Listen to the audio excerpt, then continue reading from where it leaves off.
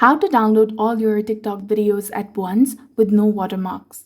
Hey everyone, welcome back to our channel. So today I'm going to show you how you can download all of your TikTok videos at once without watermarks. First of all, you need to go ahead and open your TikTok application on your mobile device, and you should also make sure that you're logged in with your specific account.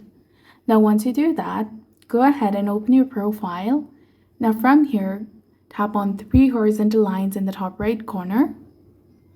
Then tap on Settings and Privacy. Go ahead and tap on Account. From here, tap on Download Your Data. If you want to download the videos, you can select on Post, and on the next tab, and here tap on Request Data, which is highlighted in red color. And then you need to choose either All Data or Custom Data.